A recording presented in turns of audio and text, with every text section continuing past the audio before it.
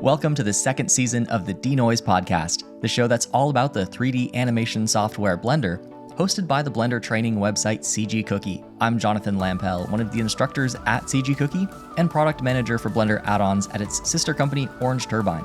This season is a little different from the last one in that all of these episodes were recorded in person at our recent event, BCON LA. In this first episode, we talk about how Blender's animation system has improved in the last couple years and how it's going to become quite the powerhouse going forward.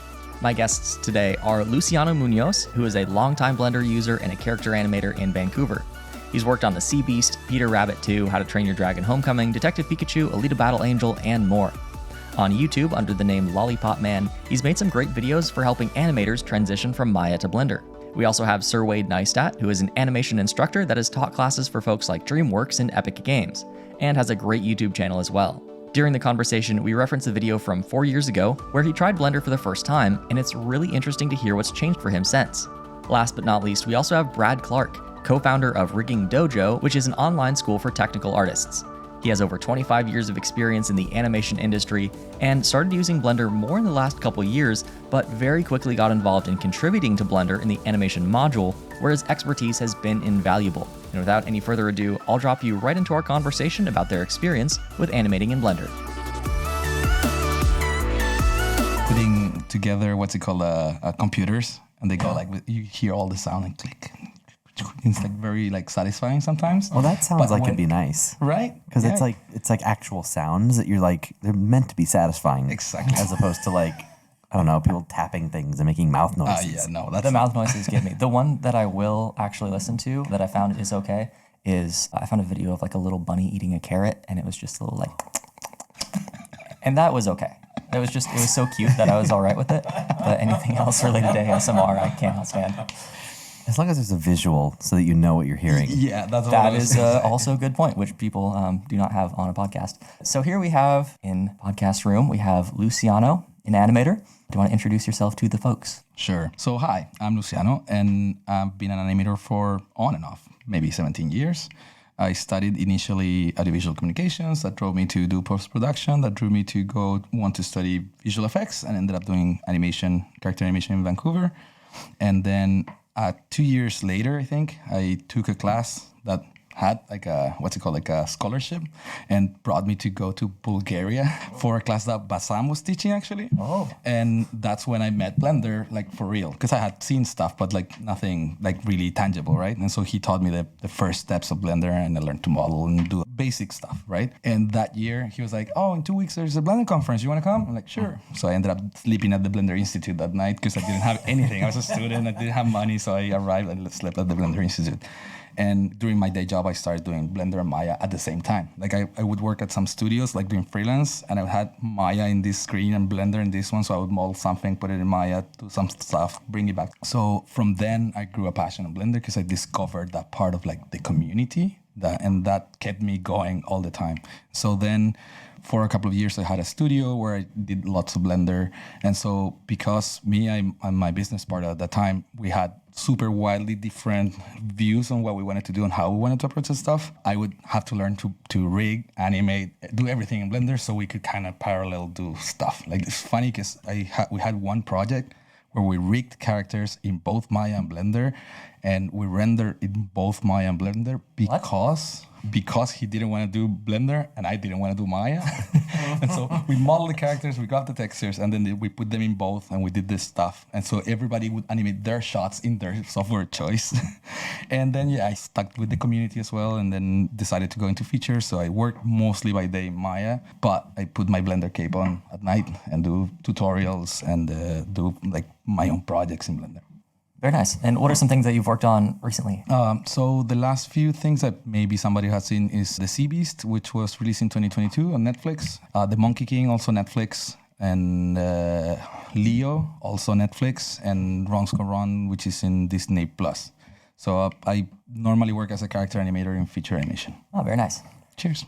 We also have Sir Wade. Hello. How are you doing? I'm doing great. I was up till 6 putting my slides together. So. Amazing. Do you feel better now that you got that part out of the way? The adrenaline has gone away, so I'm a little bit more tired, but I'm feeling good because it's done. It happened. I'm stoked about it. So now I'm chilling with you guys. Amazing. What's your history with Blender and animation? Well, I was computer science before I discovered animation, and the first class I ever took in 3D was Maya, so that was my first kind of foray into it, which, as a character animator, that's usually all the things like, oh, you got to start in Maya, which I did. And it wasn't until COVID times that, Grease Pencil and 2.8, and I was like, whoa, we don't have that. Like, that looks awesome. And so that was the thing I downloaded it to try it out. And just as I started playing with it, I just kind of fell in love with like how fun it was. Because there's so many workflows that like I just don't enjoy in 3D. Like I like animation, I like effects and like that side of things. But I never enjoyed like surfacing, and modeling was never really my strong suit. And so I kind of avoided that kind of stuff a lot in Maya. But when I was playing with it in Blender, it was just more fun for some reason. And so I just started dipping more and more into just like building my shots and doing shot assembly and like all these other pieces, until it just kind of became this part of my workflow that now like 80% of what I do, I'm using Blender for some piece of it. And now I'm also doing stuff with Unreal Engine. So I'm constantly just trying to combine all the softwares, because it's just fun to learn new tools and see how much I can figure out, because there's just so many cool things. So that was sort of my, entry point into it. And it's just coming to things like this and seeing everybody else's work and like whatever else is doing. I'm just like, oh, there's so much more to learn. Absolutely. And what are you working on now? And what are some projects that you've finished up recently?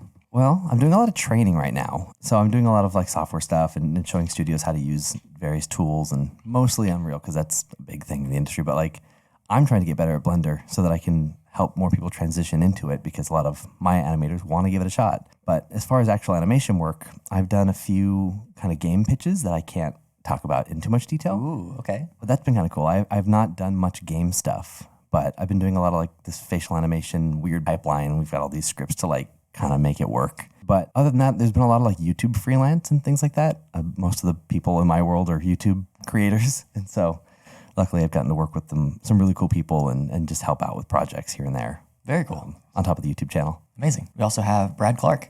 Hey, yeah. So I've been in the industry for a long time. There we go. And Blender introduction, I guess probably in 2.7 to, before 2.8, the rebrand. I was using it to just help some high school students figure out stuff. And I was aware of Blender for a long time, but there was not really any work for me to do in Blender. And I was in the Maya Motion Builder, Studio Max, and Softimage before that. And 2.8 came out, and Grease Pencil, I think was like the starter drug for a lot of people. I was like, oh, that looks cool. And I was using other 2D animation apps, and my son at the time wanted to do animation. He had like, oh, I want to make a film this weekend. And I was like, well, Grease Pencil, let's go.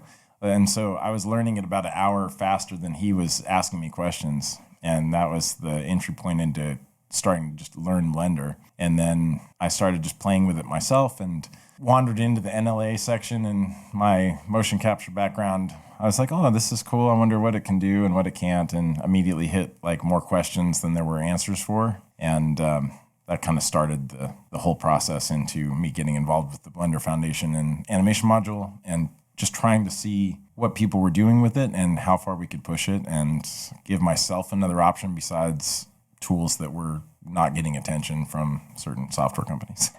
Absolutely. I mean, can you talk a little bit more about that process, and what were some of the first things that you gave feedback on and how that went? I think the first thing I did was I saw the community has a really good intention a lot of times to help, and sometimes there's a misunderstanding and miscommunication in Twitter especially it's not even intentional. It's just the medium and the text limit and not knowing anybody. You get some back and forth based on not understanding what someone is asking. And so the first thing that kind of led me to was trying to understand the language barrier between when you're talking about words in Blender versus Maya, or even just any other app really.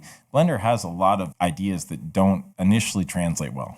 And that's not a problem, right? But as you're working in one and trying to understand how the other tool works, the language is the first thing. If you say group in one and it means XYZ, and you say group in another and it means ZXY, like it's a problem. And so I ended up doing a small video eventually after watching some nice tutorials on Rigify from Luciano, and his channel was one of the first ones I found to learn from. And so I started trying to answer questions that I wasn't finding answers for. And that brought me into posting some videos that were showing what I was discovering and also asking more questions. And then that led me to create the Rosetta Stone video for a GDC animation group, and it was my attempt to bridge the gap for rigging and animation from Maya to Blender. And much like Sir Wade's talk today, was like, here are the things that I kept running into, and I had questions over and over again, and I wasn't finding answers that were available or obvious or up to date even, right? And you had some of the first videos I found showing some Maya crossover. I'm like, okay, good. There's other people out here. I just hadn't found how to find those resources after 20 years of Maya resources. So that was kind of the kickoff of like, I'm going to see what I can do. I'm going to answer the questions that I have and then see where we go. And then it just snowballed. And going back to the language thing, it's funny because the last video I did, the one about camera, Yes. I touched a bit about in the lock, Yes, right? yeah. Because in Maya, when you lock a camera, so you can't move it. But in Blender, because it's like lock it to the view, then it means that you move it when you move the view. And so it's the opposite thought of like what you have in Blender, but it's because of like the context and the background of what that feature is in Blender. And so it makes sense that it's a lock, and for everybody in Blender it makes sense. But if you're a Maya user and you go, oh, it's a lock, cool, I'll lock it. Oh no, shit, now the camera moves. Right, or even the order of when you do something or how you do something. I think I messed up in my talk, like the constraint order, which I told my friend after. Every software seems to have a different order. I either select the thing to say, do this to it, or I say, this is the thing I want to do the thing to. And the order matters when you constrain something. And I flipped it between Studio Max and Maya and Blender so often that usually I have a hotkey set up that just flips the selection order. So if I select it and I go, oh, that's the wrong order, my key switches the selection, right, so that I don't have to repick anything. So I've done it enough that that's what the tool I wrote for myself was. Wow. Because I can't. In a single day, I'll switch between 3 software at like not just using it, but trying to solve people's problems. So I can't customize the environment very much. It's not like I'm working for myself. So mentally, I have to flip those switches in my brain between. I'm in 3 different tools, and they're high-level problems I'm trying to solve. So the switch order was such a lifesaver because I was like, oh yeah, just switch the selection. I'm good. I relate to that so much. There's like all these cool tools, and you're like, oh, let me show you all these great things. But because you're teaching, you're showing people, you can't use them. Yeah. Because you'll forget at some point, like, oh, I forgot to turn that on. Like, it just becomes part of your workflow. So you have to just suffer. It's in here somewhere. Yeah. Live through them as you show them cool stuff. So that started off for me was Grease Pencil, Luciano's videos, and then just going into having questions that I couldn't find answers for, or the answers that I did find didn't feel satisfying. Like I see that that's a workaround, but that's not the answer. That wasn't the answer to what I wanted. And then when I couldn't find anything, I wandered into the animation module and was like, hey, what's going on? Who wrote this? Yeah. There's a conversation here. Somebody's actually talking about this. Does anyone know the answer to this? Yeah. And why is it this way? And every once in a while I'd find someone that would answer, and that was like, that started the It's cool because like I had a similar thing like when I was working in my studio and doing stuff and trying to learn Blender on my own, because like at that point like I had a basis but like couldn't answer all the questions. And the first thing that came to me to see that there was a community behind it and everything that was actually tangible that will benefit it was I discovered the tracker, right? And you remember it used to be like the write downs of what they talked about every week, like the what's it called? When they do the minutes, remember? Yes, right? Yeah, meeting minutes. The meeting minutes. Yeah. But it used to be a global one, and you received it in like a text file kind of thing, right? And it was... Oh, like the mailing list? Yeah, the mailing list, right? And I started seeing those. I was like, oh, cool, there's a new feature, but I can't use it. Like, where is this feature? So I discovered that was daily builds. And then I started reporting bugs because Bassam was like, you report bugs, because like if you report a bug, then maybe it gets fixed. Yeah. And I had the experience in Maya, like a bug that's been there forever in the layers that sometimes they disconnect for some reason, you know, when you get all the characters in green and something. Yeah, and 10 years later, it's still there. And yeah, when Maya would crash, it would give you this little window. You go like, okay, well, I did this. And nothing, years, nothing. And then one day I report a bug in Blender. It's like, they're probably not going to answer. And then the next day I get like a message going like, it's fixed. I'm like, what do you mean it's fixed? You already saw it, you fixed it, and then it's back in Blender? No, that's not possible. I went down the daily build, and there it was. I was like, what? So I started reporting more bugs. Yeah. And then I started discovering there was like people that, obviously there's like the contributors that are not necessarily part of Blender, that actually do this, and sometimes it's in a completely different time zone. So you put it on like 7 p.m. and then like somebody looks at it at 12, like midnight, and then by 7 a.m. it's done and it's in Blender. And so I was like, okay, I need to be able to connect with these people because I know I can feed them some more problems that I've been finding. You're like, I have a list of problems. Yeah. And a lot of them weren't bugs, but I would like hide them as bugs. It's like, this is not working properly. And then some people will go like, oh, that's not a bug, but it's supposed to work like this. And so I started learning a lot because of that. And then they pointed me to like the documentation. And different to other softwares, the documentation is very flexible because as they update things, they update the documentation. So I started referring back to the documentation. It's actually like the most complete documentation you can find in any software, aside from the older features, right? Because the older features are kind of hidden, but there's lots of the stuff that started to be documented very well after like 2.8 or something like that. I think that's when Dalai started like the documentation project or something like that, right? And so I started learning a lot. Like first, I'll find the documentation. Okay, it's not there. There's no tutorial. Okay, let's ask somebody in the module, and then start joining the module meetings and stuff like that. And then, write that documentation and update it. Yeah, exactly. Why don't you just put it in there? Yeah, well, that's the part I haven't gone to yet. So another rabbit hole. That is a rabbit hole, but it's nice that you can. Mm-hmm. It's so great that you guys have been contributing to this. Like, it's made a huge difference, I think. And it's been said that animation and rigging was one of the less developed areas of Blender as opposed to maybe the modeling tools and things like that, especially a couple of years ago. Yeah. So what were some of the things that you guys ran into as you started working with Blender that you were initially frustrated by, or that you thought like, oh, this should be changed? What were some of those concrete things for people who are unfamiliar with the conversation? Graph editor. That's what I was going to say too. Yeah, graph editor. Like the problems that you went through when I saw the video, it's like, yes. And it became, to me, a apparent thing that a lot of the things exist, but they're not there by default. Or there's a way to work around so it kind of works the way you want it or you expect it to work. But then you have to go through a couple of clicks to finally get to that place, right? And coming from a Maya background, you go like, but this is like the way it's meant to be. Like, how do I select a channel and just display that channel? So I made this hack the graph editor where you go click here, and now it works kind of like in Maya.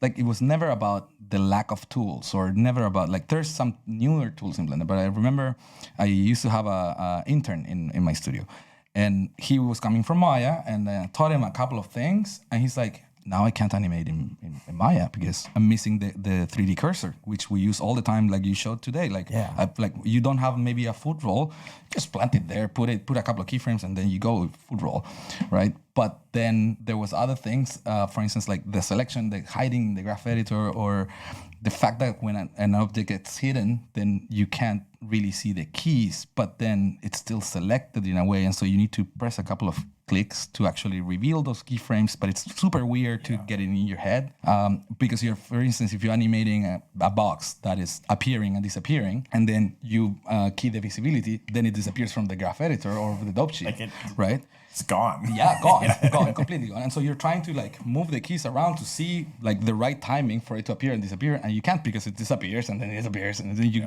lose the keys and you lose the selection. Also just animate it so far below the ground plane has been my solution so far. Well, that works as long as you don't have motion blur. Yeah. Mm-hmm. So sometimes like I scale it to 0, but also yes. but then it also has 0 scale. So if you accidentally delete the keyframes and you can't scale it back to what it was because it then you need to go select it in the outliner, Alt G, Alt S, and then it goes back. Yeah. So I think there was a lot of those kind of things, but the basis of the toolset that it had from the beginning, I mean, I'm talking 2.49, like we already had the breakdowner there, right? Yeah. And I was like, what? Seriously? We have this and nobody talks about it, nobody uses it. And I actually submitted a couple of like ideas to improve it, because at the beginning you could only just break down, but then I asked, like, can you just do like other tools where you press G and it also only breaks down in translations, or R and it only breaks down the rotations, because that way you can break down an animation in different parts, like from different transforms. And they did that really quickly. I was like, cool. And then in Maya, you had the tweener, right? Which was like a basic, but everybody used it until Animbot came in and they started, it's like, oh, finally Maya has the tools that Blender has as well in their own way. Yeah.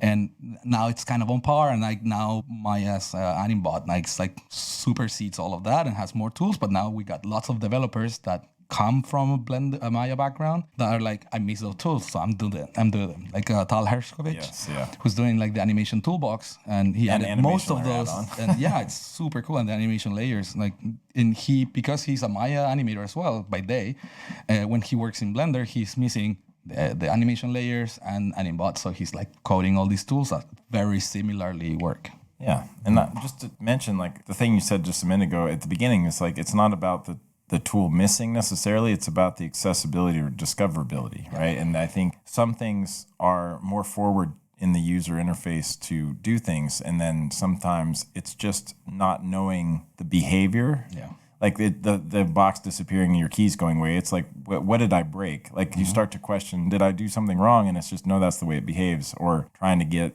access to key information, if you select keys, it doesn't default create an active one, so you don't see any information on the end panel in the channel box or in the graph editor. So you have to click on it and make it active, then it shows. So there's just some things that are taken for granted after you get used to it that was missing for me personally, when I would ask a question about it.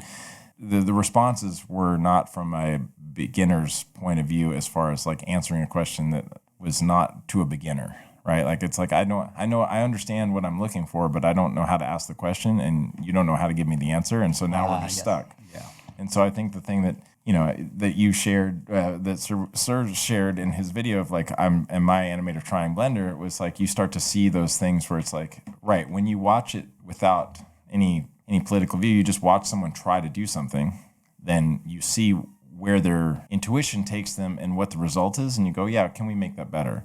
And so we have a lot more developers in the animation module that do use Maya during the day, but almost universally from the past few years that the animation rigging module becoming super active as a group has been making sure that it's still Blender. Yeah. But we fix the things that is blocking people from just being efficient with it, or that are, this could be better, and let's talk about how it could be better in Blender. Mm-hmm. So does that match your experience as well, Sir Wade? Yeah, I mean, there's a couple things that like I just miss that I always wonder, like, do I just not know how to do it yet, or is it not there yet? Yeah. And there's not very many of those. Like when I first started, I thought there were all these things missing, and it really was just a skill gap. It was, me not realizing exactly as Brad was just saying, like I'm intuitively going to this spot because that's what I'm used to. Yeah. But that's just not how Blender's built. Yeah.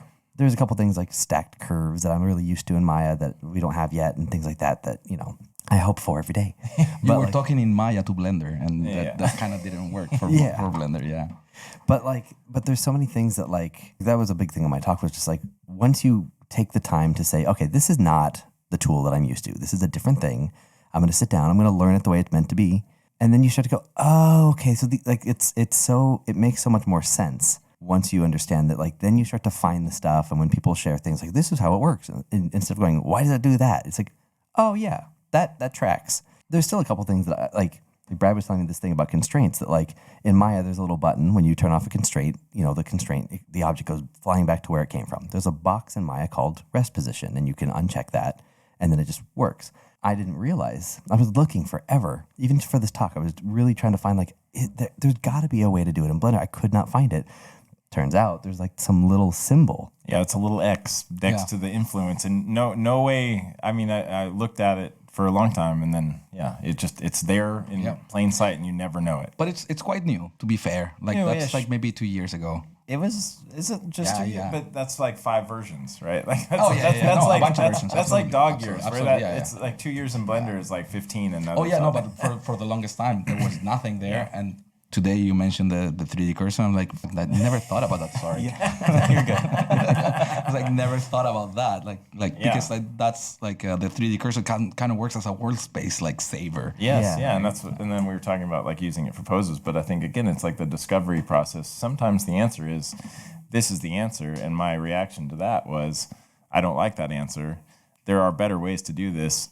How do we make that change? And we can talk more about what that looks like getting through it. But the reaction is, first is, am I just not doing this right? Yeah. Then is what is the answer, if there is one? And is that answer good enough for me to work how I want? And I go, yeah, I agree with that. That's what I'm going to do. Or that's not the answer I want. Let's fix it. And that drove me, as a character rigger, not so much an animator, the tech artist in me is like, this could be fixed. I can't live with this way now, and I'm going to go figure out how to fix it. And that's when you start getting very into the module. Yes. And that's where you start going, that's where I just fell off the cliff. And really investing time on it. Because and that was a tipping point. And again, back to the language and conversation about it, is at the beginning, I was frustrated, and I would go like, you know what, this doesn't work. It should work like Maya, or it should work like this, or it should work like that. And you don't go to a Blender developer and tell them, my thing doesn't work like that thing that we don't like. Right? It's like, right? Of course, because also there's a culture, a politic, and everything, right? And so we've always had this separation from Maya, Blender, whatever, right? Even though there's tools, but there's human side to it. And so you don't go to a Blender developer and it's like, can you make it work like that thing that we don't like? And so that never will work, right? But you go, hey, I have this problem. I think this could be a solution. What do you think? And they go like, cool, you already solved the problem for me. I just need to code it. And then that changed the game for me, because I was able to get them to do a lot of little features that maybe they're Maya, maybe they're similar to Maya, but not really taken from there. It's finding the right way for Blender to implement it, considering the mindset that Blender has. Solution and problem versus this thing. And even when Sir and I talked a long time ago, back and forth just after his video, and this is the same conversation I think that a lot of us have had. It's I don't necessarily, if I ask and relate it to another software I know, it's not that I want it copied, but it's I know English and you know Spanish. Yeah. And we need to get to the same meaning, and I need to learn that and you need to learn my word, and we kind of go, is this the same thing we're talking about?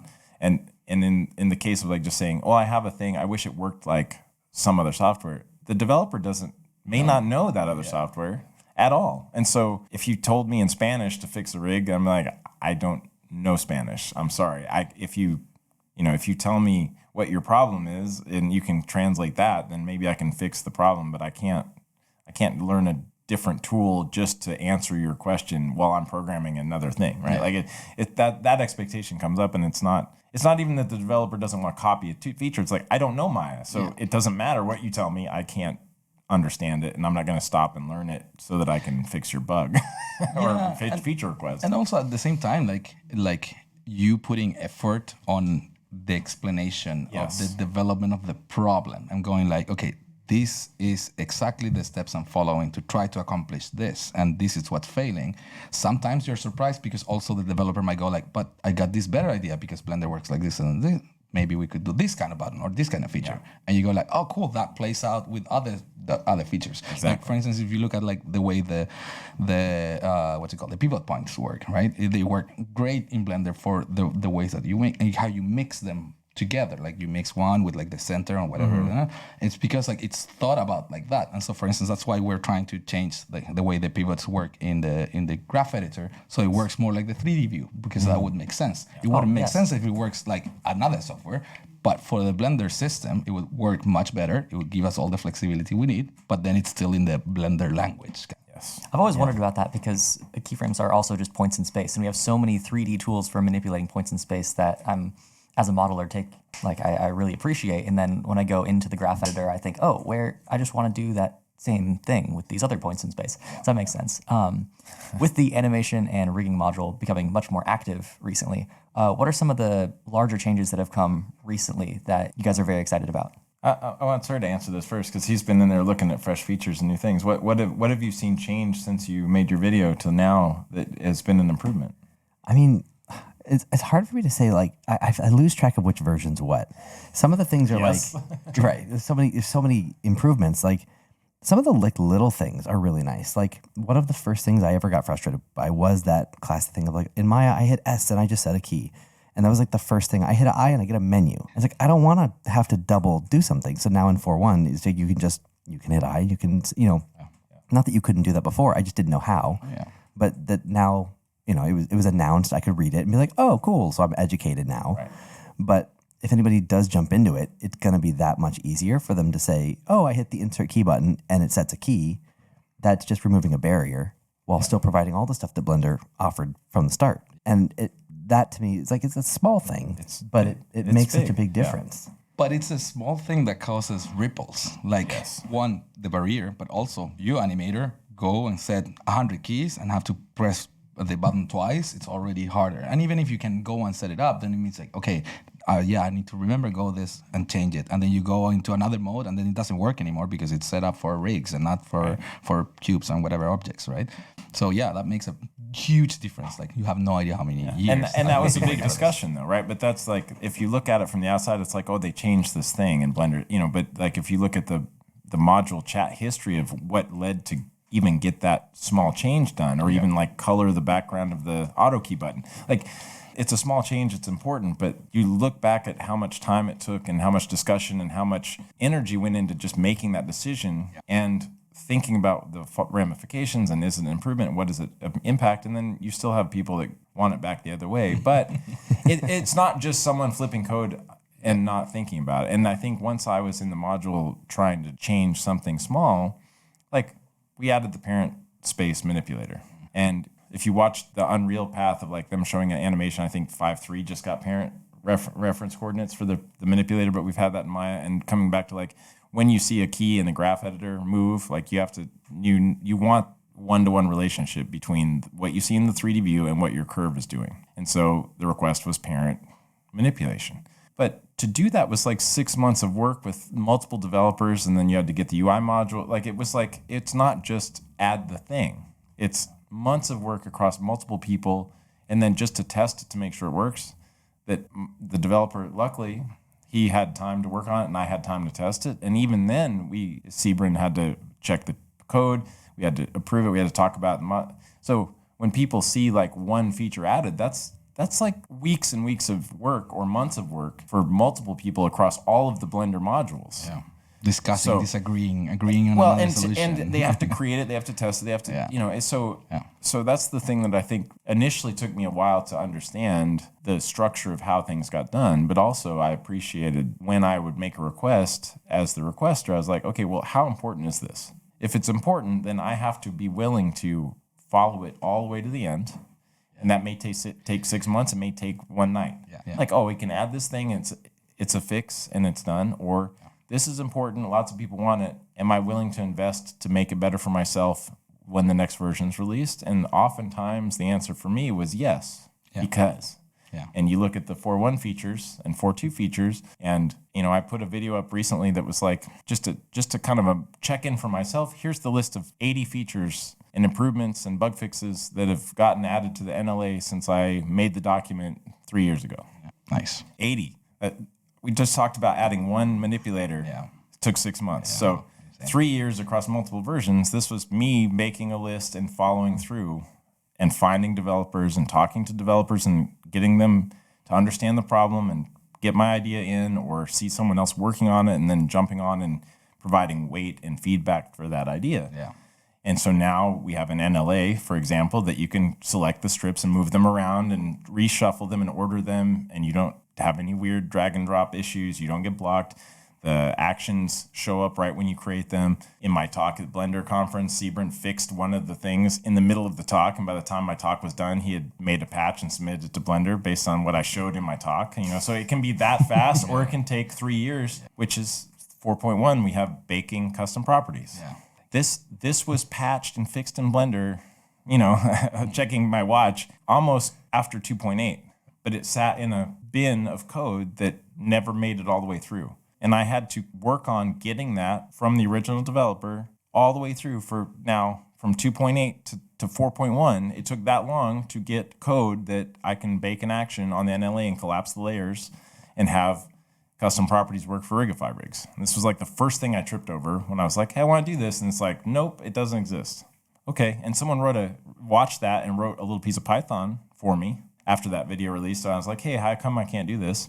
So that like those features existed, but you have to know that exists and go find it versus getting it into the software and allowing it to just work for everyone. And those were always, for me, the question I'd ask: is this worth it for me to push and spend the time to make sure it goes all the way through to the end?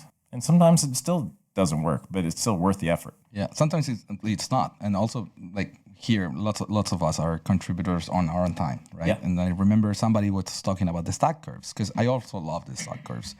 But somebody was like, oh yeah, let's get them to do the stack curves. And like he started like talking to everybody about it.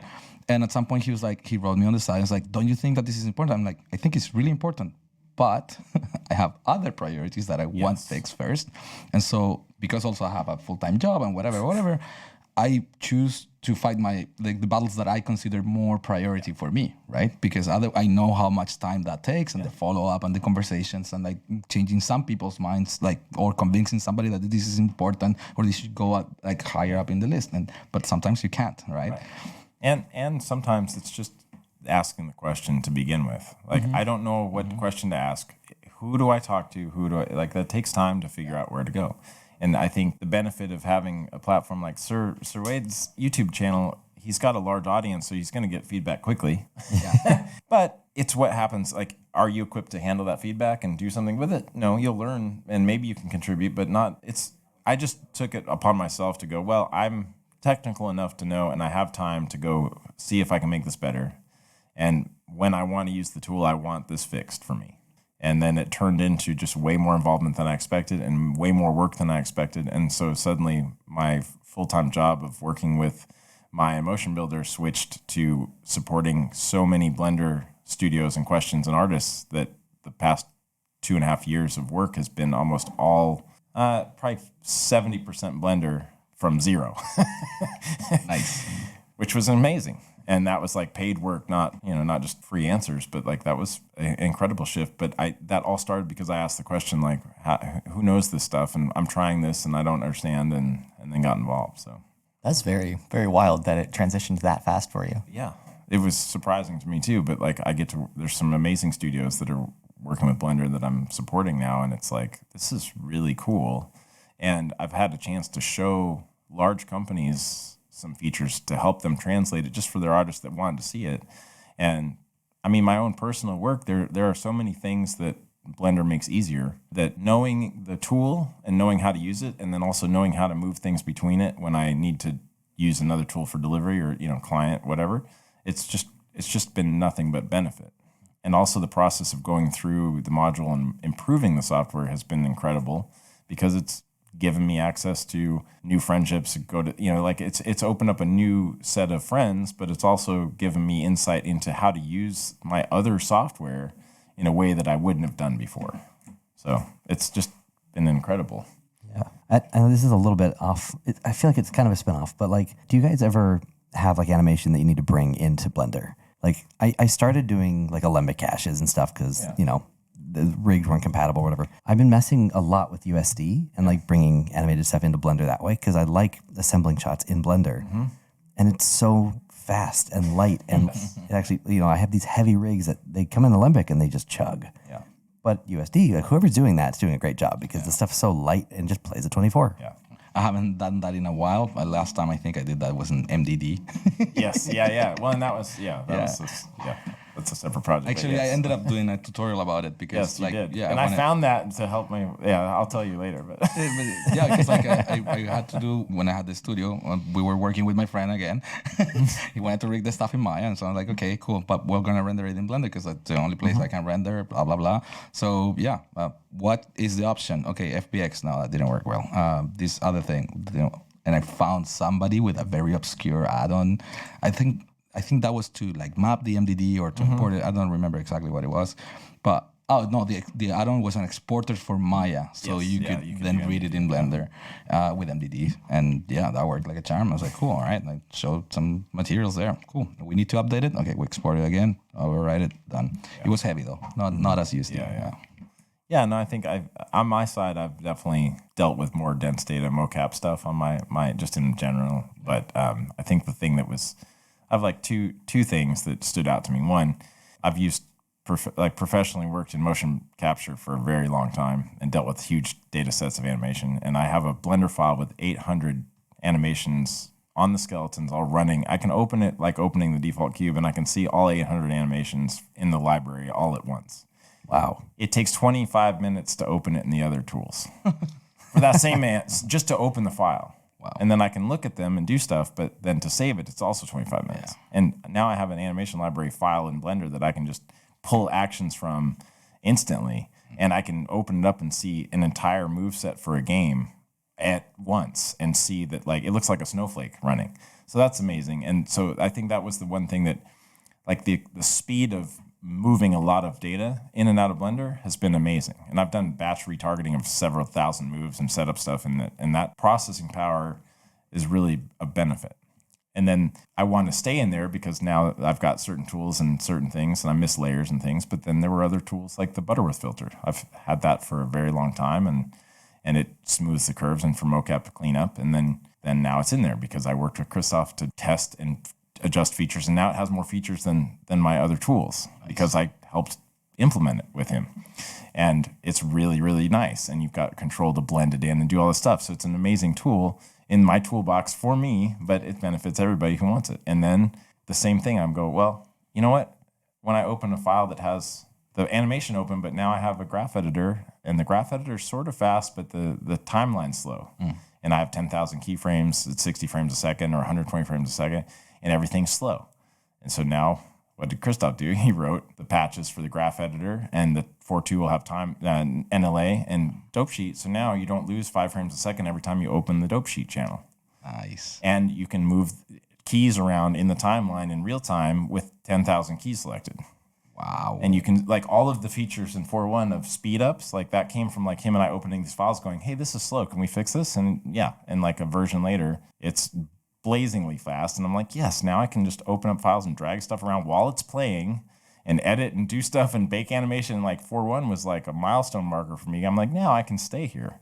I can bake rigs. I can move 10,000 frames of animation in real time while it's playing and change times and edit stuff. And I can have 1,000 animations or 2,000 animations loaded, and it's all real time. And then they added the normal smoothing fix. Yeah. So now, if you have frame rate drops, one, the dope sheet's not going to cause it. The graph editor's not going to cause it. And then Simplify shuts the normals off, and so you immediately double your frame rate. The normals, just having custom normals, for people that don't know, up until 4.1, if you had custom normals on your mesh, you immediately halved your playback frame rate. Half. So if you wanted to get 24 frames a second, and your rig could, just having normals, your mesh automatically took away. And then every dope sheet line, or every channel displayed, and every number of keys after a few hundred, you went slow. Now, no, you can turn on Simplify normals, and now I'm running at like 65 frames a second on a full rig with 10,000 frames of animation, and I can edit it and play it in real time. So, this is worth the work. Yeah. That is absolutely huge. And yeah, it's massive. And that came about by, me sending a file going, hey, this normal, like the monkey head, Suzanne's normals are slow. Can you fix this? And, now we've got a new smoothing operator. We have normals options, and like all that came out of me just going, why is this so slow? And here's also examples. Yeah, and that's so cool because as a modeler, I was very excited about the removal of auto smooth, the changes there. And so seeing the same thing benefit the animation side is how the feedback from both areas just improve everybody's life throughout all of Blender, not just specifically for what you're using it for. And so that's incredibly helpful. Yeah, and so that's anytime you can get a win across modules, it's amazing. Like the UI module, when you benefit, making something smoother or behave better for everybody, then it's a win. Amazing. What are some things that you guys know are in the works for Blender? Because there's the animation 2025 that's been sort of changed a little bit. Baklava. What's going on there? Well, yeah, I'm waiting for animation layers that's extremely exciting. But at the same time, like I look at it, I'm just waiting for it to be more. I know there. The thing is, like, when I started helping, I think it was Sebren for half a day during once a week doing animation stuff, and then now there's a whole team of people really talented, really good, and really passionate. And then on top of that, a bunch of people like Brad that are helping with the feedback. And so like once I started seeing that happening, I took a little bit of a step back and going like, okay, cool, there's good hands here. And so I just back and I enjoy the features now. every now and then I go and say something stupid in the meetings, and then just like, okay, I'll turn off my microphone and just like see what they do, because 9 out of 10 they're nailing it because of that. Because now it's like a whole trust of people that kind of know what they're doing. They know from Maya, from Blender, from like whatever background they have. Like there's some people that join the meetings from DreamWorks, and then they support like with their ideas or what they use in their software, and so that has like made like this like really powerhouse of people developing the software. And so I'm like, I'm like just like sitting back and just like seeing stuff come out and be like, cool, awesome. Like next time I open up Blender, I'm gonna check this out. That's how I feel too. Yeah, I'm just sitting back and waiting. Like they're in such good hands with all the feedback they're collecting, the conversations that are happening. Like being someone who does a lot of Maya videos, I get a lot of questions about like, oh, like are you gonna switch to Blender? Like are you gonna stick with Maya? It's like, as soon as 2012, like once the project comes out, I have full confidence that like it's always been, oh yeah, if you're gonna do character animation, you gotta kind of learn Maya. You could do Blender. I think it's gonna change to you could do either. Like there's no reason why you couldn't just fully commit to Blender. I mean, and also can, it comes down to like what's it called, like commitment at some point, like whether you need to use one tool or the other is mostly either up to you or your client or the pipeline or whatever. Like I don't choose to use Blender in my day job because I can't choose to use Blender in my day job, right? Right. Yeah, it's not up to me, right? But if I get the choice, I can do it. But at the same time, and this is the reasoning why Blender's animation system was neglected for so long. You see the animation that they do for like the agent and like all of the previous projects, and it's amazing. That's not because of the software. Animation never is because of the software, right? So if you give me keyframes and you give me a viewport and I can put keyframes on a character, then I can do a good animation because I know how to animate the character, right? There's some people that can make amazing portraits in Microsoft Paint. Exactly. Right, yes. Yeah. That's exactly the point. Like, that's like if you want to do it, you will do it. The thing is, people complain because it's like, oh, quality of life. Oh, if I want to use it in production, this will take 100 times less if I have these tools. Absolutely understood. And so I think for Blender, for the longest time, I think they didn't even see it, that there was problematic areas in animation because like they were still producing really good quality stuff. And you go like, oh yeah, then you understand Hjalti, right? He's a guy that like will do the best animation no matter what. Like he'll work his ass off, even if he has to do for weeks and weeks and weeks to accomplish something that you could have accomplished in a week normally, right? Because he'll power through it, right? And everybody at the Blender is kind of like that, and so that kind of neglected the module for a bit. And now it's more like, well, not even he participates that much because he doesn't need to. Like he just like, oh, I'm living now off like the new stuff and cool. I could get something to do it faster. I do it faster. Yeah. And I want to segue because this will tie into something we had a conversation about before. But I just want to say the module leadership, Sebren took on a role that I don't know what his thinking about it was, but I think he's definitely appreciated the support, and he's been able to grow into the role of leading the module forward because of the community around animation getting involved. And that started with us at the conference coming in and just having time together to talk about features and ideas that we had for 2025. And now, Baklava is like the actual on the ground, like we're putting tires on the car and driving it, and he's spearheading it. So it's completely up, everyone had good intentions, but he's the one leading this through. And so I just want to mention, like, this stuff is because of the passionate people involved, but it's Sebren making it happen. Oh, yeah. With the team, but, like, he's been bringing us in and helping, and he's made this a module that is open and interactive and productive. And where you can't use the tool or not, I think comes to the next thing and there's been conversations, even Blender Bob just finished saying, you can find people that do a lot of stuff in Blender, but you can't find a large community of experienced rigging and animation, like high-level seniors. And some of this is due to training. Some of it is due to the ones that are really good are busy. And that's true in Maya too. If you're a good character TD, those people, like, we're gone. We're busy. But rig availability for animation comes down to, like, if you want high quality rigs, you can find a lot more detailed rigs in other software because the people that are experienced we work in the other software. Right? So, but we had the conversation like, how do we find better, or how do we start getting higher quality assets that aren't just the Blender Studio rigs and beyond? And so, if you want to, I'll leave that open to you. Right? Oh, I mean, that's just like the thing.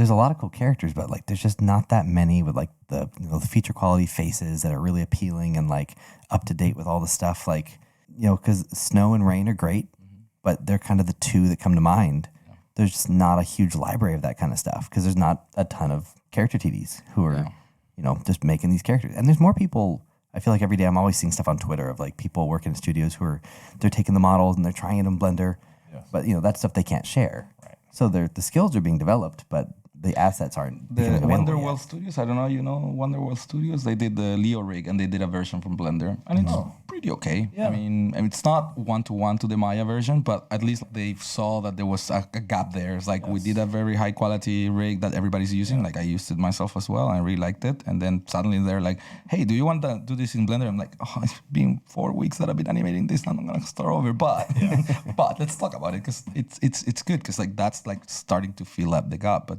yes, but there's still missing. I mean, maybe we just aren't finding them, right? Like maybe they're out there and we don't know where to look. But I think there's just piles of rigs. Like, people that spend more time in Maya to make a rig and share it even, and because that's what they're already using. So it's not like it's learning something different and then trying to get back to what they can already do.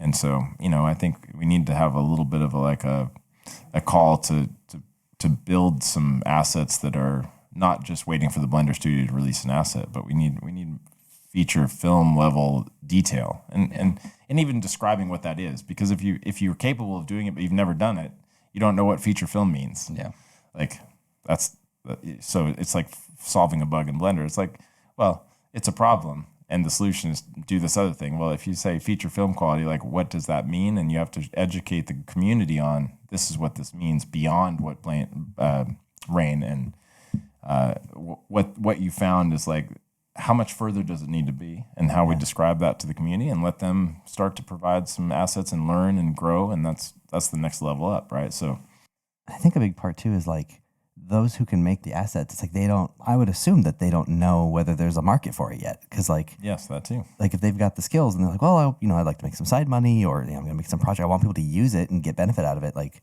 they know people are going to download it in Maya because that's where all the rigs are. Are people going to use it in Blender? Like, we know that people want to, but and also like there hasn't been a huge outcry. Like making a character rig that's feature quality, it's like a couple of people, right? Normally you get at least a good designer, a good modeler, and a good rigger. And so finding those three in Blender that also are free and want to do something and goes like, oh yeah, we actually need to find each other, and then on top of that talk and then see that we can do this also in Blender, and then go through the process of doing it, which could be weeks, et cetera, et cetera. Yeah, so if you're out there, reach out. Yeah, absolutely.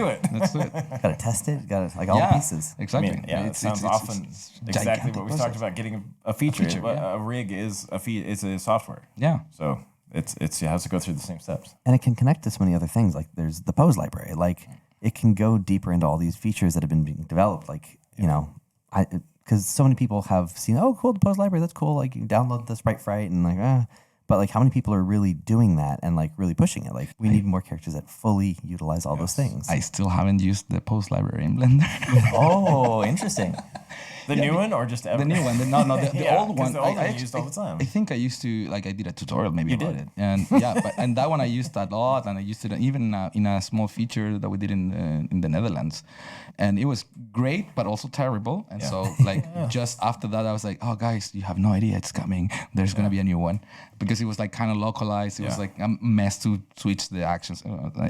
Insane. But the new one, I haven't had the chance to use it yet. Yeah. So I'm like, oh, damn it. There's some really great, powerful stuff, but I think they're still missing like basics. But again, it's like I haven't seen the feedback for it either because I think it's not being used as much. Exactly. So, chicken and egg, cart and horse kind of.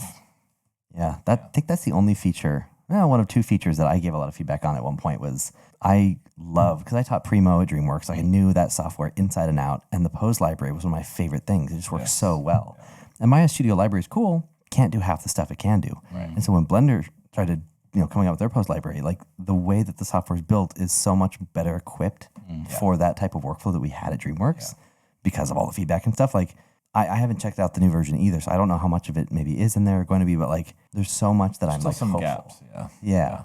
But like that and the way we the should timeline use works. it. We should use it. Yeah, start by using it. Yeah. We need a We rig should to use use it it with. That's Yeah. Okay, let's make a rig. Let's use the Yeah, post there you go. library, and then let's talk about it and submit a couple of patches. Yeah. So just since we skewed a little bit off topic, you talked Sorry. about what's coming though, right? Yeah. And baklava. So like I think that the work that I did over the summer with the Blender Institute and Nathan Vegdahl and Sebren and all the developers, like it comes down to there are a lot of things that have to happen at the core of how Blender stores animation first. And so I think when people make videos about what's coming or even think about what's coming, none of that exists without making the core flexible enough to handle all of the features people want. Yeah.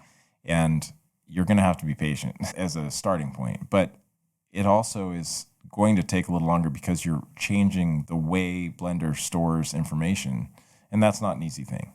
But if you aren't aware, right, like when you set a keyframe, you get basically one action, one animation storage bucket for all the keys. And if it's a cube and you have 10 cubes, then you have 10 buckets full of keys, and those don't talk to each other. They're isolated. Yeah. In the new system, if you have 10 cubes and 10 keyframes, they can all be in the same bucket. And that means that now you can have a shared action that has 5 characters, 10 objects, particles, animation, visibility curves. All this stuff can live in one place and be shareable and be manipulated and be, asked for and remapped and all of this stuff. But if that core feature for storing the animation isn't done well and done first, then nothing is going to work. Yeah. The foundation has to be there. So, when people look at the new stuff coming, it has to be built on the new foundation of storage information. And even geometry nodes went through a little bit of a change in how they talk to the mesh, right? Like they had an attribute. There was a little bit of a scuffle about, oh, you changed something and now a lot of stuff changed. But it's like that's kind of the core change. To get what you have now, you have to break some things and it's going to be uncomfortable for a little bit. And then you have to build back to feature equilibrium. It's there. It's going to allow just in the last week, there's been a change to the way animation baking works because someone's building a really awesome add-on for animation. And they were like, I wish it had this, and into the module. And then Christoph's like, oh yeah, that's great. Here I wrote the operator, right? Like you have to be using the tools, you have to do the work, you have to provide feedback. And, when you see the core chunk of work coming, it's at the foundation of Blender. And so I think that sort of work is what makes me very confident in what's coming next. Yes. Similar with how meshes changed with geometry nodes, Yeah. where initially, comments on videos and things were more, why did they go through this whole change just to make this like tiny little feature? And it was like, no, they dramatically sped up and made so many more things possible because of just how data is organized. And that's not but flashy. it was painful. Yeah. You can't like make a, crazy visual of storage of information. Like that's not interesting. That doesn't grab people's attention. They're not excited about that. But that is changing the entire future of how Blender works in a very exciting way. Yeah, and that's why I think the focus has been around animation layers a little bit as the concept of like the layers first. Yeah. And that's what it will eventually give you. But layers by themselves, any feature by itself is worthless because it's how it integrates. So having been in the meetings and thought about this stuff a long time, I think, people get excited about a feature, but it's like what becomes possible because of it is more important. And you have people that build an add-on and then the add-on gets integrated eventually, or it doesn't, and that's fine. But, my talk was retargeting and previously the NLA and animation layer add-on for an animator just animating, absolutely use that. Yeah. But when you click the button, know that behind the scenes it's using the NLA. So whatever improvements we make there, for the most part, at the core of the program, when you bake a layer or you do something, it's going to make it better for everyone if we focus on the actual back end. And, I stay in that back end because that's where all the work is. And I let Tal do the nice animation layer front end or, rig on the fly, make some nice tools that bake stuff. But now we have better baking curves that actually, bake on twos and process modifiers into keys. And there's a huge improvement there too. So Yeah, because before we needed add-ons to even do that. yes. Right? And now it's hard. It's fast because it's core to the tool, and that required people needing it and discussing it and all the stuff. But now I love it because you can throw noise modifiers on there and step modifiers and bake it all to keys and do all the stuff that I had to walk through the graph with Python for. Yeah. Amazing. Well, it's about time to wrap up. Any last things that you guys wanted to chat about or tell the folks about animation and rigging? Submit bugs, but there's two things about submitting bugs. Blender, like any other software, is handled by people. So be mindful of how you explain things, how do you ask for things, and try to make it as easy as possible for the person to understand. Because remember, there's a wall, which is the email or the text or whatever. So the more clear you can be to the other person, the more likely they are to look at the problem and go like, oh yeah, I can fix this, right? Because if you just like throw a video, that doesn't help much, because like they need to understand what's going on in your head, what are you trying to accomplish, and all of that. So in any area, this is like applies to all of Blender, right? Just like be communicative, be assertive. Also understand that a lot of the people that actually do the things maybe are not paid for, so like they're contributing because of their own heart. A lot of people are, but at the same time they don't know work for you. And that's the first step to contributing to Blender becoming better. And the thing that I love the most about Blender is that whenever you do that and you help build a feature and help reporting a bug, then you get a better software for yourself that you never have to pay for. And we don't get like an, I don't know, Affinity or something like that, like it gets bought and shut down or whatever, right? Yeah. So yeah, invest in it, time, but you need to invest real time and do the work to get work back. Yeah, I'd echo that in the learning way. Spend the time actually, if you see a thing, especially if you're a beginner learning, if you're growing in the tool, try to actually understand how it works as itself and ask questions, find out if is it missing the tool? If you're going to be like, you need to add this thing, like obviously everything you just said, be polite, but don't assume that the tool, that they haven't thought of it. It might be on the roadmap. It might just be a lower priority, or there might be an interesting way to solve that problem that if you're actively trying to work around it because it's missing, don't just like, oh, it doesn't have it. Like, what can you do to accomplish whatever you're trying to do? Maybe you find that there is an answer. Maybe you find that there's not, but you come up with good ideas, and then you end up with really valuable feedback that can be shared with the team.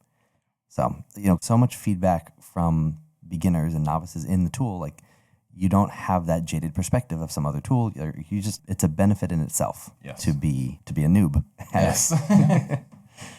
Yeah. And as far as just animation, just, use it. Open the NLA and use it. Try it. Open the pose editor. You too. Okay. Homework. I got homework. Just, you have to use the tools. Like you have to actually try to accomplish something. And Sir Wade's talk today was like, have a project. And so for me, the project was, I want to just try to do a simple motion edit. Yeah. And that led me down a path of badness until I am where I am now, which is I can use the tools, and there's still a few missing things, I know they're in existence in places, but I have equal workflows between three software that I've spent a very, very long time in and contributed to equally. And now I can do most of the same workflows or better in Blender. And that was a result of using it. So go back to the having a project as well. Yes. Like, there's no other test than actually trying to do the thing that you're trying to do.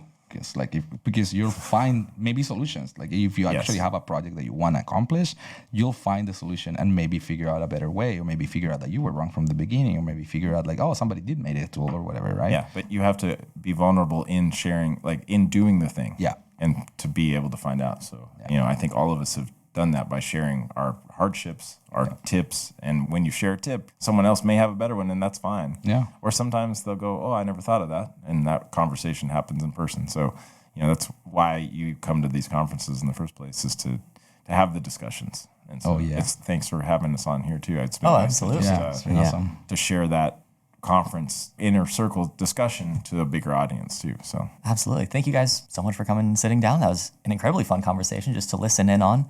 And hopefully I'll talk to you guys again soon. Yeah. Awesome. Thank you so much. Thank you so much.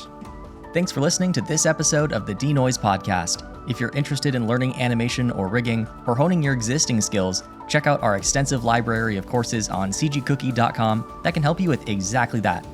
I know our animation instructor Wayne spends a lot of time giving personalized feedback on exercise submissions, which is something you just won't get on other sites unless you pay like 10 times the price, so it's super worth it. Again, that's cgcookie.com. Also, leaving a review for the podcast or sharing it with a friend would be much appreciated. Hope you enjoy the rest of your day, and we'll see you in the next episode.